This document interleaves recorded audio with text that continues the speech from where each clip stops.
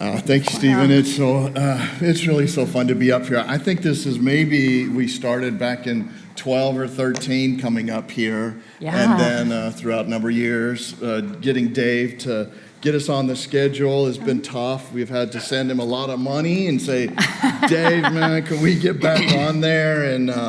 But we're just so excited to be able to be with you guys today, and then with Mike last night. And so good. It's so good, yeah. And Mike and I and Alisa, we've become friends over the years too as well. And we're just so excited to be with you guys. Yeah, and Ben, thank you so much. I don't know where they went, but gosh, wasn't that beautiful worship? Yeah, Man, that gets wonderful. my heart Yeah, going. let's thank them again for bringing us Thank and you. leading us. Good. Good stuff. Into great worship. So my name is Chris. This is my wife, Alisa. We want to find out a little bit about you as Matt fixes this bad boy.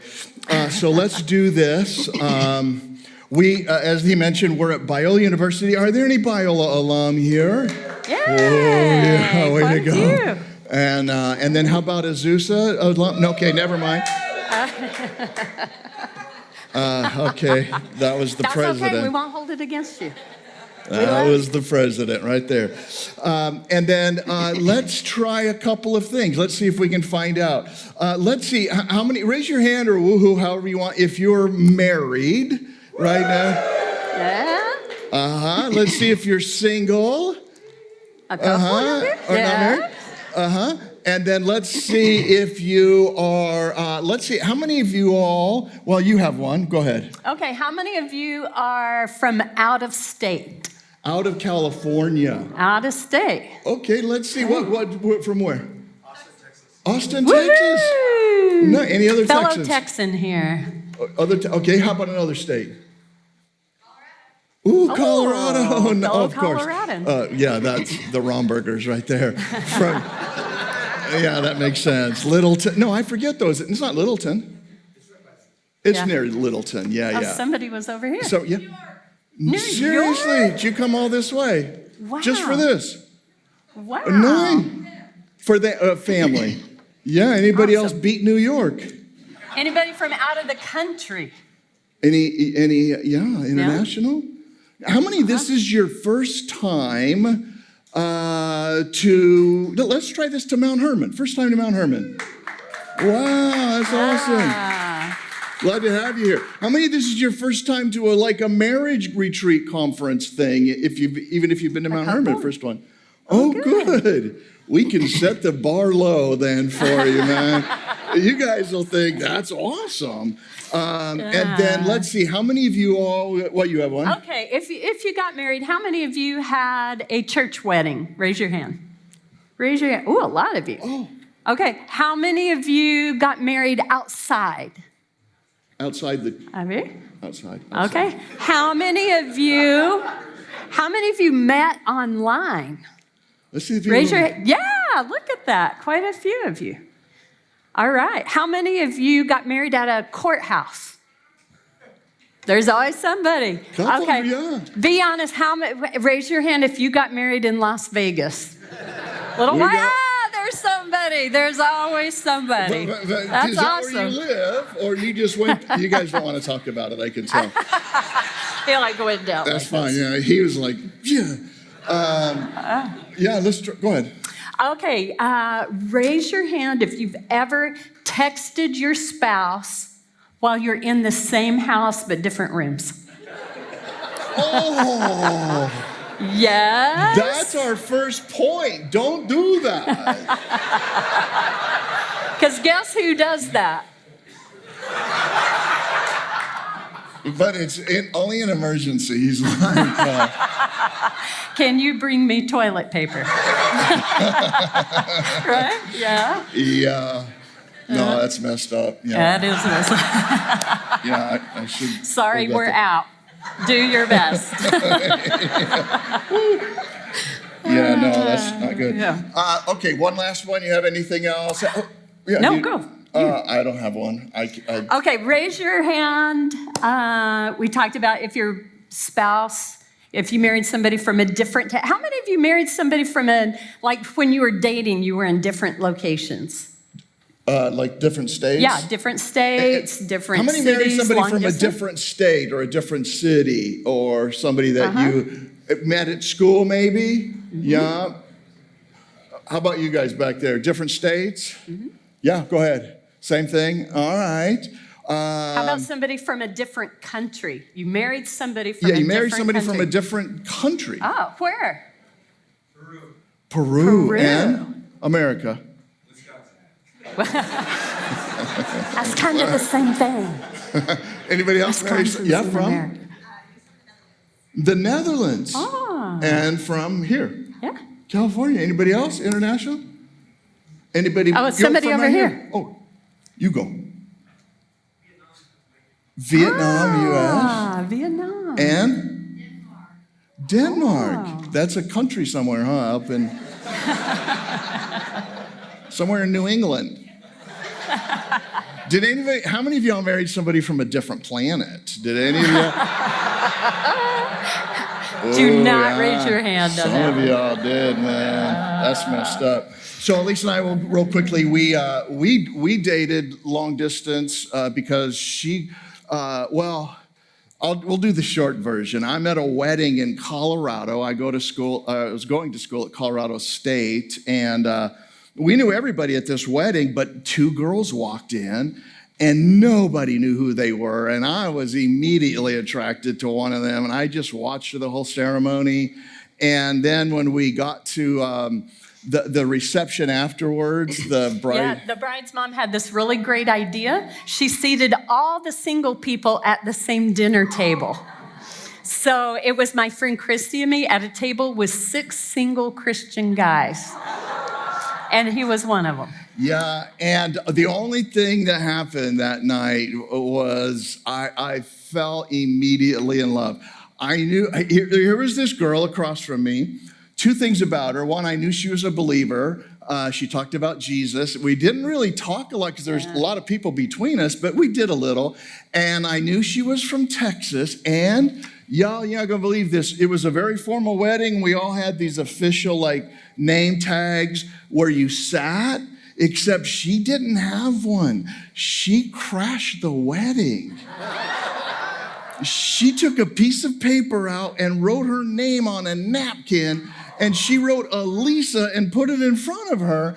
And I'm like, who would do that? Who is so desperate and so hungry and so that you would crash a wedding? And so I had to leave to work right after the reception, or during the reception, and all I knew is I kept talking about this girl to all my roommates, like, you guys, this girl. And all I know is her name is Alisa, and she's from Texas, and she's a wedding crasher. Those are the 3 things, and she loves Jesus. That's all I know. So this was before you could legally stalk people on Google. And so what would you do? This is back in the 80s. Good Lord, we're old. Back in the 1900s. Before I used to be able to talk. Well, anyway, so I don't know what y'all would do, but I just started praying. And so a week later, I just couldn't, and me and my roommates got together and said, Gracie, do this, do this, do this. And so I called the mother of the bride. And she said, we don't know who that girl was. She crashed our wedding. And if you know, please let us know, because that was an expensive wedding she crashed. And so she said, but my daughter, who just got married, moved to Japan with her new husband, military dude, and they're in Japan right now. And so I called Japan in 1986. All y'all people, no, that was expensive. I'm not kidding y'all, that was expensive. And guess what? I called and she goes, Chris, we don't know who she was. I'm like, this, so her new husband gets on the phone and he goes, Chris, I don't know who she was either, but short story is, I know a girl from Texas named Christy who goes to school at Texas Tech. Here's her dorm address. It was already May 1st. And so I wrote to some girl named Christy at a dorm in Texas at Texas Tech and said, if you know the wedding crasher, here's a card for her. And that was how we met officially. Yeah. And she answered at that letter. It was her. Yeah. And in fact, here's the letter. That's that very first letter he ever wrote to me. We actually were long distance the whole time until the day we got married. So we have all of our letters back and forth because there was no email back then, right? So you're like using snail mail. And we have all those letters in chronological order in a shoebox in our garage. So it's really fun to every once in a while pull those out. Yeah, she was from Lubbock, Texas, and was at Texas Tech. I was Colorado. And so I would take my motorcycle and write it down there. The first time we met alone, I wrote it down there. And I love that motorcycle. It was awesome. But show him my motorcycle today. Show him my motorcycle. It's right there. That is real love. That is real love. That's messed up because I was so poor I couldn't have both. Wouldn't that have been cool? That's us when we got married. Yeah, that big old hair thing. She still wears it sometimes. Get my money's worth. Get your money's worth. Yeah. This is our kid. Back then you had pictures you had to take from Olin Mills. This is our first baby. And then we're going to go real quick. But remember Olin Mills, all y'all young people, you have like cell phones and you could take 100,000 pictures. How many could you get at Olin Mills? You got one basically and they mailed it to you. And so I gave this picture, our first kid, to everybody. And then about, a week or two later, I started, look at Lisa, he's so innocent. And then I looked at his finger right there.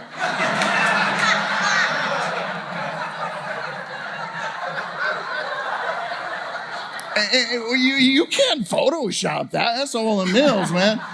And I'm like, Lisa, I don't think this kid's as innocent as we think he is. And then the boy went and got engaged, and his wife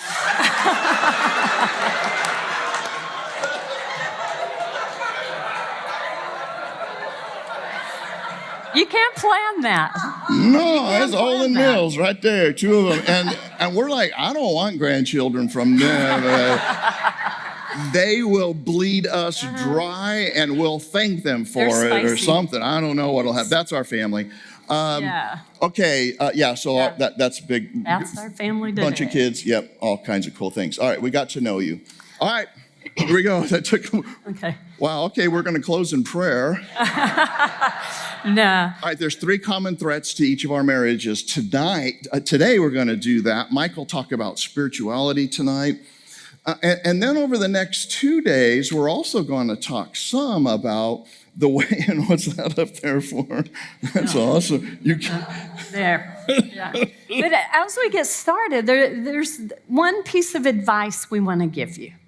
Because we're going to be giving you a lot of tips, a lot of practical things that you can start doing. And we're going to give you some questions. It's going to cause you to do a little introspection. And it is going to be so tempting when we say something to elbow the person next to you. Like, are you listening? Are you listening? Because that's for you.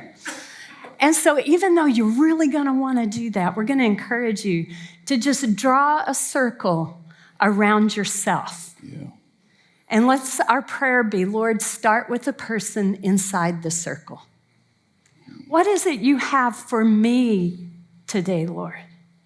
What is it you want a work to do in me and in my heart? What change do you want to bring about? What transformation? What renewal? What's something dead in me, Lord, that you want to bring back to life? And Lord, I'm asking you, start with the person in the circle. Lisa, I think when we did that, it was a number of years into isn't it so easy to see fault in the other person, like what they can do or what they should do or what they're not doing well? And I think, Lisa, I think you were the one that started this.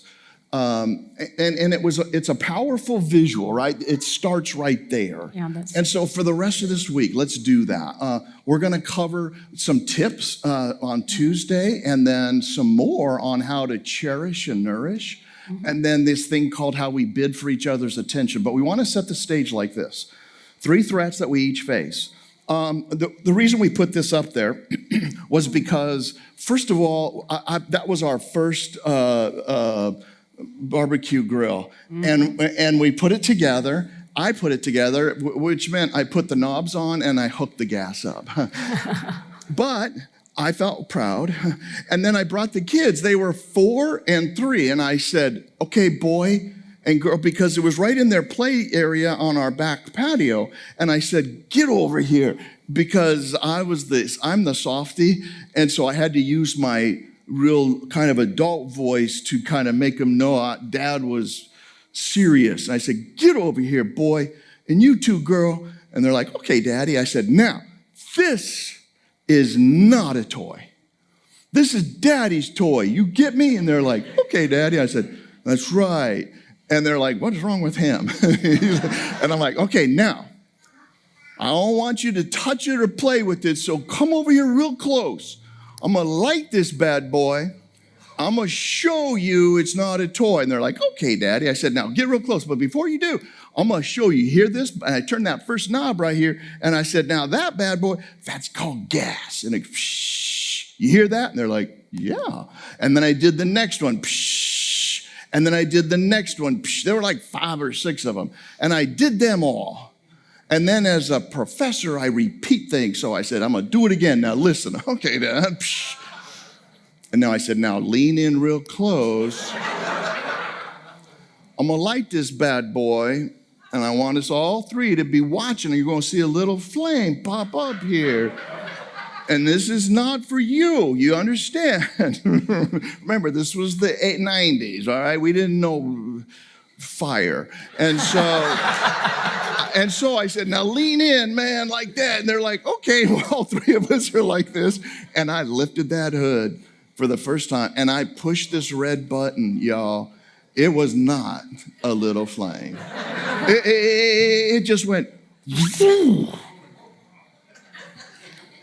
and we fell back, and I was completely speechless, on fire, it felt like, and I'm like, and they're just looking at me, and here comes Alisa, like, what was that explosion? And I'm trying to wipe away the singed hair evidence, I'm like, on the kids, I'm like, nothing, we're fine. But I don't know what to say. By the way, we're all fine. We're safe. Nobody died. Traumatized, but we're safe. Yeah. But they just stood there, and Lisa's like, what happened? And the little 3-year-old Natalie saved it, man, because I'm like, we're nothing. I don't know what happened. And Natalie goes, Mama, whatever you do, don't touch that red button, Mama. And I'm like, that's right. That's right. Lesson learned. They became, for some reason, years later, I'd be cooking out hamburgers, and they're like, no, Dad, we don't eat hamburgers. I'm like, what do you mean? What did you know? No, I became a vegetarian. I don't remember why. Look at, that invisible threat was building up. What was it? It was gas. I didn't see it. Didn't even smell it. And I have found, and I don't know if you have, but something happens to us that we are almost, I would say that many of us, I'll just put myself there, are blind to. I don't often think of that invisible world. And sometimes I go around lighting matches. And I think that invisible world, Lisa, for me, is something that I know Satan is real. How many of y'all can go for a couple of weeks or months or years and not really think about the enemy? Like, I don't know, maybe some of you think more often about him. But I mean, I know he's out there, and I know he's real, and I know there's levels. We've all studied that. But the target, like Mike said last night, he's going to target those things that bring God glory. And what brings God glory is he created man and woman in his image. And he said, and the 2 of you shall become one. And that made him, everything was perfect in a sense. And then Satan stepped in and ruined everything. And this warfare, Lise, is going directly at the thing that brings God glory most, which is a relationship that's healthy and growing and Christ-like. Yeah, the problem is that we forget too often that we are in a spiritual battle with an unseen enemy. And that unseen enemy has his crosshairs on each and every one of us, and especially our marriages. Because marriages can, in a unique way, can bring such glory to God. And he does not want them to thrive, much less to even survive. And so whether or not we want to be in that war, when you said yes to Jesus, you put on your armor. You are in the war, whether you want to be in it or not. And you can't fight the battle and win it if you don't even recognize or take seriously that there is a spiritual battle going on for you, for your marriage, and for your family. And so don't forget that Satan is real. He is real. The spiritual warfare is real. And we have an invisible adversary who seeks only to bring about our downfall. Yeah, at least this whole great purpose. I mean, my man, you were talking this morning about seeing, well, I won't give it away, but a spiritual battle in a dream. Well, those are the few times where we're kind of certain of it, right? And then there are times in which we know there's a target. The moment we said, I do, there was a target. And this great serpent, the fallen angel, was more crafty than any other beast of the field. Yeah, if you ever do studies on these, and I'm sure some of you have in Bible studies, the words used for Satan are amazing, but serpent and crafty and any other beast in the field. And then he did something interesting that we all are familiar with. He gave each of us a choice. And basically he said to Adam and Eve, hey, you can choose now my way or your own way. And I think, Lisa, this is probably the thing that hits all of us. By the way, it hit me. I'm not a Christian. I wasn't raised a Christian. And I went to college. I'm a lost, messed up kid playing sports, and I'm in a baseball game the first time I was asked to make this choice. Nobody in my family, I have 5 brothers, dad, blue collar upbringing. My dad went to prison for a while. My brothers all been in prison, drugs, alcohol. And in the middle of a baseball game, he asked, it was God. He said, hey, 6 words. I'm trying to hit a curveball. All I heard were 6 words. Do you believe that I am? And I've never been to church. I don't talk to God. The only time I heard God's name was in cuss words from my dad. That's the only time. But I knew it was God. Do you believe that I am? And I'm like, you know what I said? I said, it was bottom of the 9th. There were 2 outs. And the winning run is at third base. And I said, I don't know who you are. I'm trying to hit a curveball. I'm not answering. So I get up there, first pitch, after that voice, and I swing and I miss. And my coach is like, what was that? I'm like, I don't know. And then I hear it a second time. Do you believe that I am? And I'm like, I'm not answering your question. This is crazy. And I look at the coach and I'm like, do you hear any voices from God? And he looks at me like, that's not even a sign. And I'm looking at the umpire and the catcher, and they're just looking at me like, you all right, bro? It looks like you saw a ghost. And I'm like, I'm not answering your question. And I get up a curveball and I swing again, completely missed it. And I step out, and the third time I knew I had to answer, and it was this choice. Do you want to keep doing what you're doing and live this way? But I'm going to ask you this question one last time. Do you believe that I am? And you know what? For a non-church kid to know clearly this was the moment, I said yes. I said, yeah, I believe. I believe you exist as God. And I get up, by the way, he's going to throw another curveball. I know that because I missed the first two. He did, and I hit it. And it bounced over the shortstop, and the guy scores, winning run, team comes out, mobs me. And I never told anybody about that voice. I didn't tell anybody for years. And I didn't know who was I going to tell? Nobody would believe me. And all that to say, I knew at that moment, just like many of you knew, there's a moment when you have to make a choice. The bad news was I went 3 years before anybody ever explained to me that voice, what it meant and who Jesus was. If you ever heard of the Navigators Ministry, some guy cornered me in a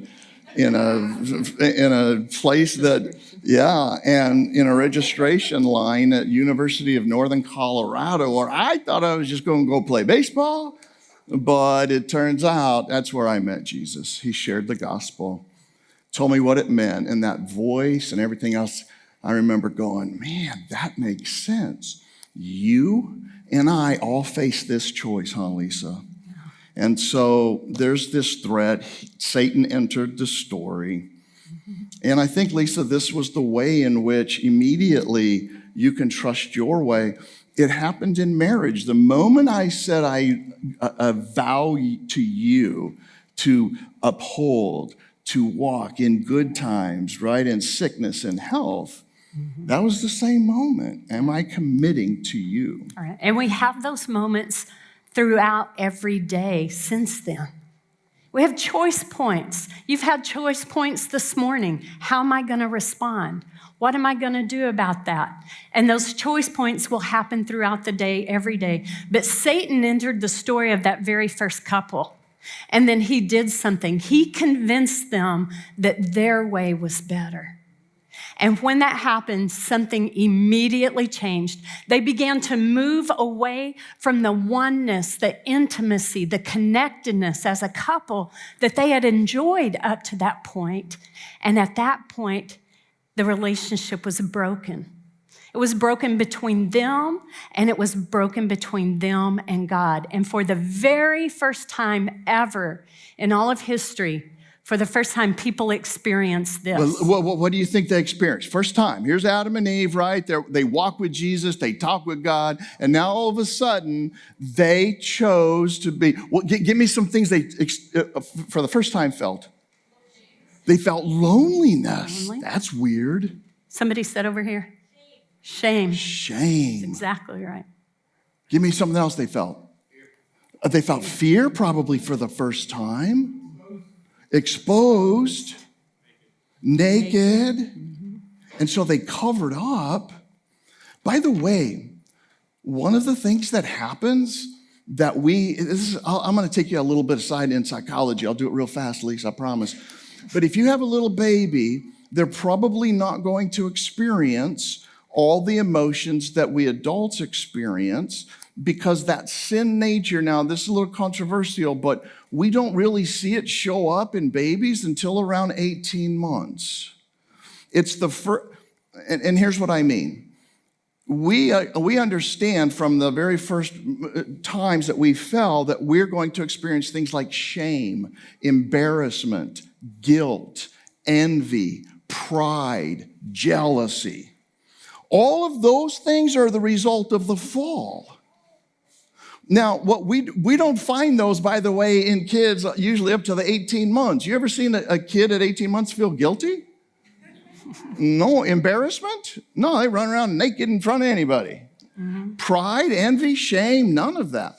But the moment kids start to use this phrase, I, me, or mine, they start to recognize themselves in a mirror. It's around the same time something happens developmentally, maybe spiritually, probably more just developmentally, I, me, mine, and they become aware of things like, oh, that's not right. And they start to go, no, oh, no, that's bad, or that's good. Well, what's interesting is for all of us is this understanding that comes from these deep places, right? At least shame, guilt, fear, they got them all. Blame shifting, you guys didn't do that. Blaming and saying it's her fault, man. She took the bite. I didn't do anything. I just listened to my wife. And then what did she do? She said, it wasn't me, it was the serpent. All right, so we still do that. And then we battle for control.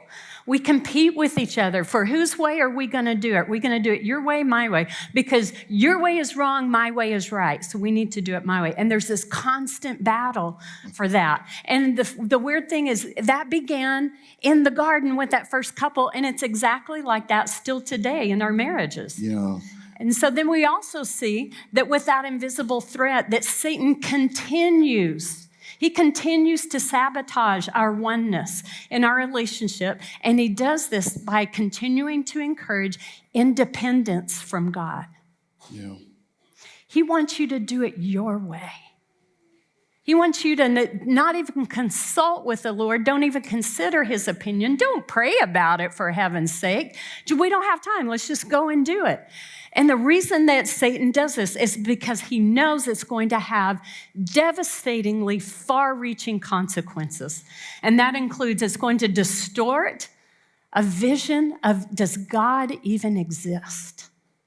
Is he even real? Think about the rise of the rates of global proportions of atheism today. How many people today, you know someone that would actively say, I do not believe there's a God? Or I'm an agnostic, I don't really know. Almost all of us. So he distorts that vision of it. Does God even really exist? And then second, he destroys God's influence on this upcoming generation from the faith that we pass down from parent to child to grandchild for generations. That begins to break down. And then finally, we see that he does it because it disrupts the companionship, the intimacy, that connectedness that we enjoy as spouses, that we have with our kids, that we have even within our extended family, our friendships. All of that begins to break down the moment we become disconnected from God, and he knows it. And so what is his goal? Yeah, his goal is to bring that division in our marriage, the right? enemy, to steal, kill, and destroy eventually, Lisa. And I think what the way we experienced it personally was many of the arguments that we would have were about being selfish at the end of the day. Almost always it was something that she messed up real bad. And I'd have to call her out and tell her you're a sinner, and that was, it just was bad. Well, anyway, but it was this moment where Alisa, I would just use words like, even Mike was talking about last night, all of a sudden this burst of anger, this rudeness. And, he talked about, you would have to go to his wife would have to go back and calm down and then come back to deal with somebody that was like that. And I think, Lisa, that for us, some of you guys are going to struggle in that area. Some of you are going to struggle in running away from each other. Some of you are going to struggle in hiding or building walls and not letting him in. And these are all the roots and the ways in which Satan does this, right? Some of you are going to be very contemptuous of each other.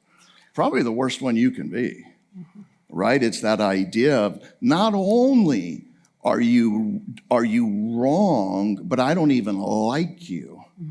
And that kind of mix of disgust and anger, it's the most corrosive. It's the most corrosive. I run and hide. But Lisa, I think then those are the invisible and now the internal threats, right? It's my way over, this is our heart posture now when my sin nature begins to feel these things. Yeah, this is the second threat. That first one was invisible. Now we're moving to internal because we often underestimate our own contribution to the problem. Right? We want to blame it on them instead of seeing, could I possibly be wrong? Could I possibly be spurring on this conflict? Because you know what? You don't have to even try to do this. It just comes natural. As part of being born in the flesh, part of that fallen nature that we come born with.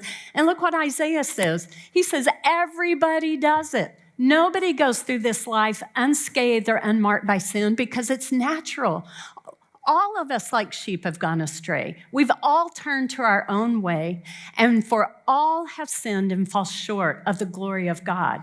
And so it's a heart posture of where you're trusting your own way over God's design for marriage, and that walking in that sin and in that flesh. How long before you and I were married did you realize that either you married a selfish person or you were selfish? How long did it take you after marriage to realize you were selfish? Anybody? Did it like we remember we saw each other 5 times before we got engaged. Yeah. And 4 more times before we got married. So we didn't even know each other. She's walking down the aisle and the guy goes, "Oh, Alisa Barkley." That's the first time I heard her last name. She crashed the wedding. I'm like, "Oh, Barkley, that's a cool name." So our first couple of weeks were like beautiful and fun. Like, wow, we first day we ever lived in the same state was the day we got married. Yeah. Yeah. Okay, but don't do that, by the way. If you're single, don't do that. No, we tell our kids, that's dumb. Why would you do that? But that was 39 years ago. Okay, I don't know what the point was. What was I saying? The point you're talking about selfishness, the moment we realize we're selfish. Because what it comes down to is that oftentimes I am my own worst enemy. Yeah. You are your own worst enemy when it comes to conflict in your marriage. Yeah, and we often feel torn in our hearts, Lisa, between virtue and vice. And like I feel like there are times in which I know what I want to do, but I still feel like, no, you're being selfish. I'm going to be selfish. And it really is a constant battle. And we're not perfect because we've messed this up all the time.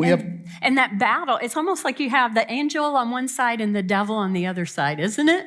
That's telling you, do this. And you wake up in the morning, and I don't know, Mike talked about this last night, right? I wake up in the morning having my quiet time, and Lord, I want to be patient. I want to be kind. I want to live out those qualities of 1 Corinthians 13 that we read in our marriage. But Lord, I can't do it. I need your help. And then sure enough, Chris is late to get out the door again.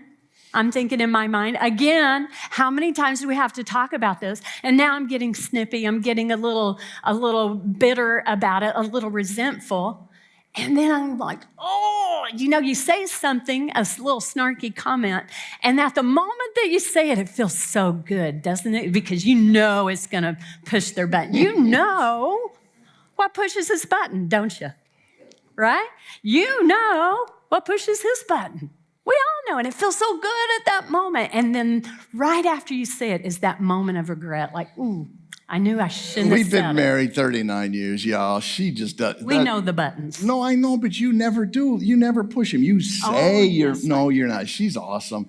I'm not kidding you. I'm like, what in the world? Who did I marry? Jesus? Like, she's always, no, she is. And she goes like this, I was so mad. And I'm like, that's your mad face? You were angry, because I couldn't even see that. And she could tell when I'm angry, man. I start using words that just like, whoa, where did that come from? Like, well, at least I wasn't a Christian, I guess, in college, so I learned a colorful language. But all that to say, this still happens. I know you get frustrated. It could come out one of the worst is with our kids. Yeah. And I would hate that. I want to be slow to anger, right? Not easily angered, that Mike was talking about last night. I really don't want to be angry, and I'm not going to. Lord, you give me that ability to. Or I don't even invite the Lord into it. I'm just making that, boy, I want to be a good mom today. And then it gets to the third time, I've got to ask you to get in there and clean your room. How many times do I have to ask? How many times do I have to tell you not to hit your sister? We've talked about this. And that's when we have that push and pull of the things we don't want to do, we do. Yeah. And the things we do want to do, we don't. And Paul commiserates with us in that. Yeah, and I think some of you, I don't know if some of y'all marital conflict, it's always about the same thing. How many have arguments or conflicts sometimes about money? Can I see your hands? No, come on, people. Come on, be honest. Sometimes you argue about money because she spends a lot. No, I'm serious. She's a spender, and I'm like a saver, and I'm like, I'm the fun one. I know. Fun costs money. Yeah, Thank you. no, don't encourage. It's fun and it costs a lot. I'll promise you, I'll be working till I'm 95 paying off Amazon. I'm like, every day I come home and there's a new package. I'm like, dear God, what is this? And and also maybe some of you are. I know we got to go faster, but it's still, you don't want to go into any other arguments. Sometimes you argue about kids.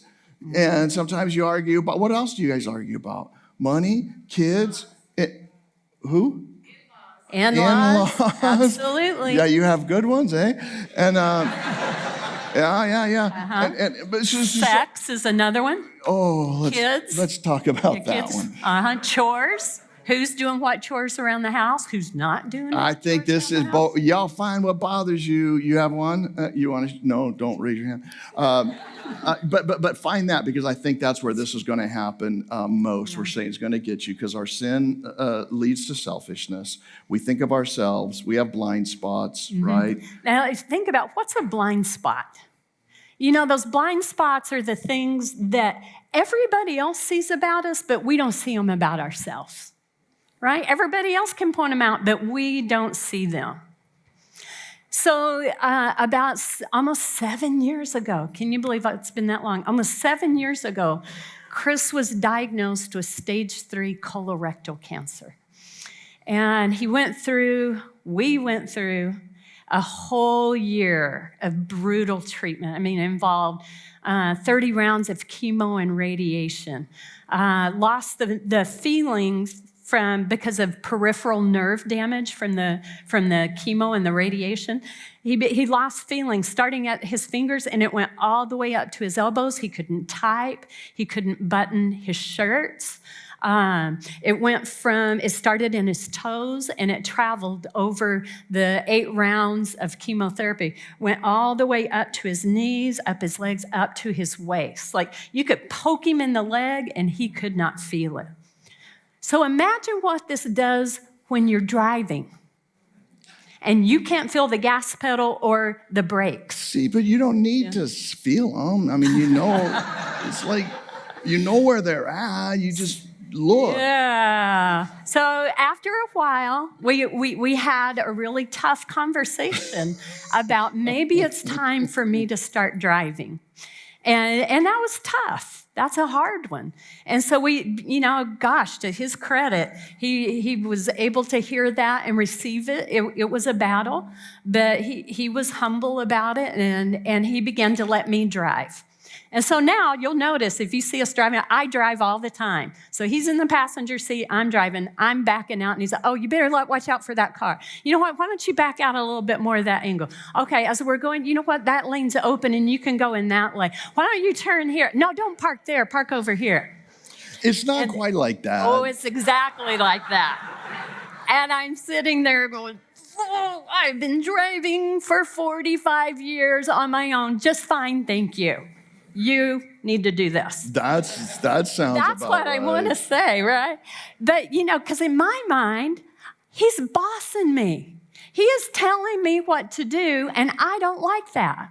That's one of my deep emotional buttons that gets pushed, that comes from childhood, is I don't like to be told what to do. And if you tell me to do something, I am just naturally, that flesh comes out, and I'm going to do the exact opposite. Oh, you want me to turn left? Well, guess what? I'm turning right. Oh, you want me to park there? Well, I'm going to park over there. It's a constant battle for myself, and I'm making progress with the Lord. I think it's Texans. Have you ever met? But when he's doing it to me, he's bossing me. But when I'm in the car with our teen drivers that are learning to drive, don't go in that lane, Caroline. Go over here. No, don't park there. Park here. You know what? Instead of backing out, why don't you go this way? Because I'm helping her. I love That's kind of a blind spot, isn't it? See, when I do it, I'm helping, but when he does it, he's bossing me. tell me what to do. And so That's a that great point. contributes That's a great point. to Yeah. our things about selfishness is we don't see it in ourselves. We see the fault in others, especially our spouse, especially our kids, before we see it in ourselves. And look what Matthew said about that. He was very pointed. It was actually Jesus who said this. He said, why do you see that little tiny speck that's in your spouse's eye, but you don't notice that big old log that's in your own eye? You hypocrite, Jesus said. We don't always think about him being strongly worded. We like the loving, friendly, cuddly Jesus. But Jesus said, you hypocrite. First, take the log out of your own eye then you will see clearly to take that little speck out of your spouse's eye. Because our self-centeredness, the way I want to do it, when I want to do it, leads to that break in relationship. Yeah, by the way, we figured out, she drives now, and I just lean my chair all the way back and close my eyes, and I'm telling you, it's really smooth, man. I don't say a word anymore. I'm like, this is beautiful. And so with our internal threat, that final point. Yeah, just look at, there's all kinds of things. Maybe for you, it's that. Maybe it's something like a career or an activity. Mike talked last night about pornography, fantasy, and other things. Yeah, the thing is that affairs are things that we use to fill holes of emptiness in our hearts. And there's a number of ways that we seek out to fix that emptiness. And we chase those alternatives or the affairs to fill that void. It could be your school, your careers, social media, your hobbies.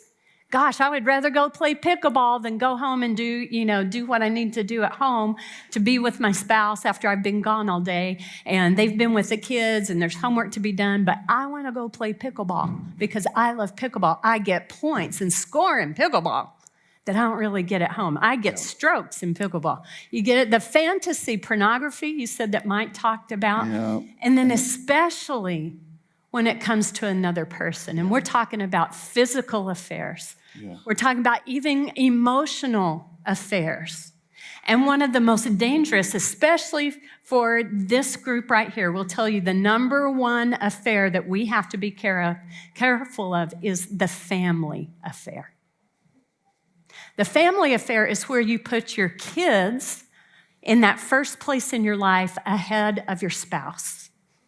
You believe that to be good parents, a good mom, and a good dad, you have to put your kids first. Because he's an adult, he can take care of himself. We have to focus on them. And so you pour all your time, all your energy, all the good parts of yourself into your kids, and you have nothing but relational time leftovers for your spouse.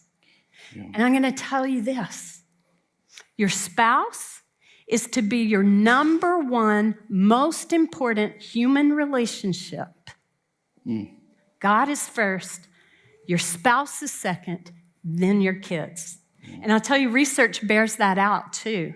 Research shows that kids don't need another travel ball team. They don't need to be on the competition cheer team. They don't need another tutor to score 1,500 on their SAT in order to thrive in life.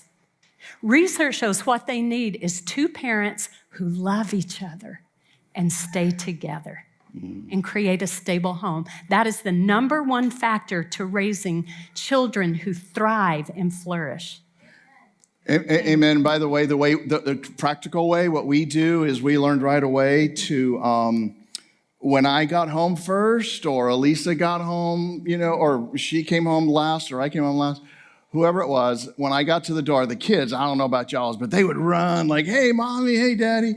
And what we did is we decided, man, I hugged my wife first. And she would run to the door to meet me and beat the kids. It was a fun game. But I'd be like, get out of here, kid. Get out of here. I don't even know who you are. Anyway, and then I'd hug my wife. No, I wouldn't. But I would hug my wife, and then I would hug them. And you know what? It became a game, and they realized she's first. Yeah. He's first.